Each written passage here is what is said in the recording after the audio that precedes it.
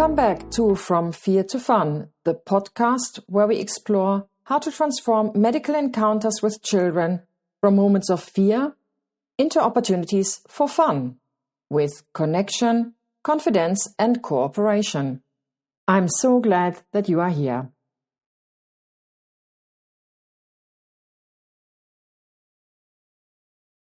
Today's episode focuses on a truth that every clinician knows intuitively, but often forgets in the heat of the moment.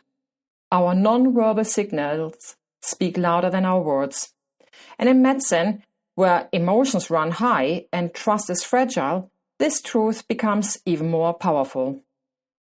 When I began my career in 1995, working in head and neck surgery, I often had to deliver difficult news, sometimes devastating news, to patients.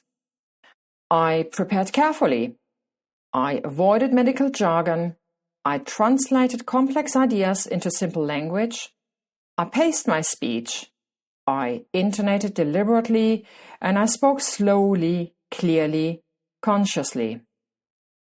I believed that if I chose the right words, the message would land gently. But I was wrong about what mattered most. Back then, my internal ranking looked like this. Words are the content of the message. Tone, how I deliver the message. And body language, the part that I barely considered. I thought the verbal message carried the weight. I thought clarity and simplicity were enough. What I didn't realize was that my body was telling a different story. Let me introduce you to the 7-38-55 rule. Dr. Albert Mehrabian's research on communication gives us a striking breakdown for ambiguous or emotionally charged situations.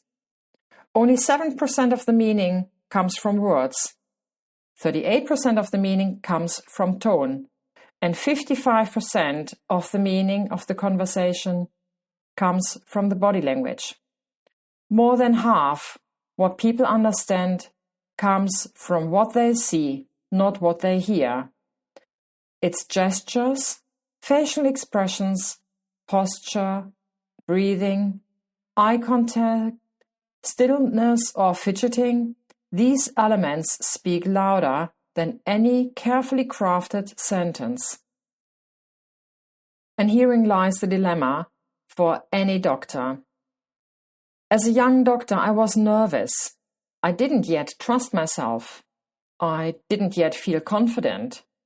But I knew my patients expected confidence from me. So I tried to sound confident. I tried to speak confidently. But my body betrayed me. Tense shoulders, shallow breathing, restless hands, hesitant posture. My patients saw the truth before I said a word, and they trusted my body language more than my sentences, and unfortunately correctly so. So, why do nonverbal signals matter more? Words can be deceptive. Tone can be rehearsed, but the body rarely lies. Patients, especially anxious ones, instinctively read sincerity, confidence, uncertainty, empathy, impatience, or fear. They read us before they understand us. And for younger doctors, this creates a painful paradox. You must project confidence before you truly feel confident. This is why early clinical encounters feel so emotionally heavy. Your body is still learning the language of reassurance.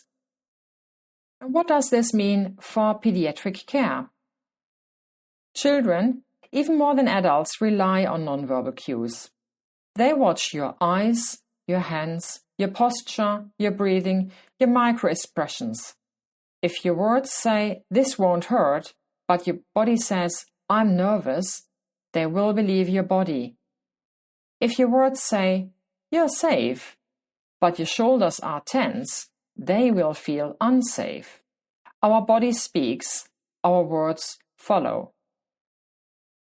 In a nutshell, Nonverbal communication outweighs verbal communication. Words carry only 7% of meaning in emotionally charged situations.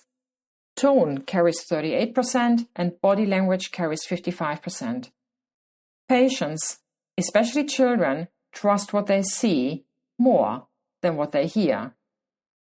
Young doctors struggle because their inner uncertainty shows through their body language.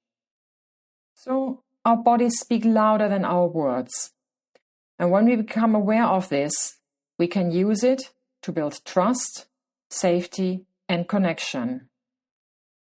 Thanks for listening to From Fear to Fun. Next time, we will look at children who do not yet speak verbally, and we will ask ourselves, do they communicate anything? Until then, remain curious, offer connection, and keep moving from fear to fun.